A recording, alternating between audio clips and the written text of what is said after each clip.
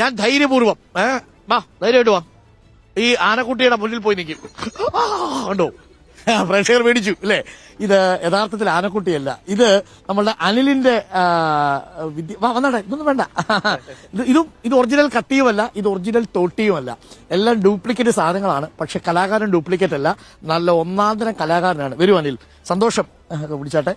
അപ്പൊ അനിൽ എന്നാണ് പേര്. അനില് ഇങ്ങനൊരു സംരംഭം തുടങ്ങി. ഇതിനകത്തുള്ളതെല്ലാം മനുഷ്യരാട്ടോ. ഇത് ആനയാണെന്ന് നിങ്ങൾ വിചാരിക്കേണ്ട. നമ്മൾ സാധാരണ വളരെ കുട്ടികളെ കളിപ്പിക്കാൻ വേണ്ടിയിട്ട് ഇത് വേണമെങ്കിൽ നമുക്ക് എടുക്കാം. നോക്കൂ, തുമ്പിക്കൈയൊക്കെ ചുരുട്ടിയെടുക്കുന്നു, തുമ്പിക്കൈ പൊക്കി വെക്കുന്നു. ഇത് നല്ല കൊമ്പ്, പക്ഷെ പിടിച്ച ഈ കൊമ്പെങ്കിൽ പോരും. ഇതിനുള്ളിൽ 2 മനുഷ്യരുണ്ട് അല്ലെ? 2 പേരാണോ? ഈ ഐഡിയ എവിടെ നിന്ന് കിട്ടി? നമ്മളിങ്ങനെ ഓരോ നോക്കി കണ്ടുപിടിച്ച് ചെയ്തതാണ്. പുതുമ വേണമല്ലോ.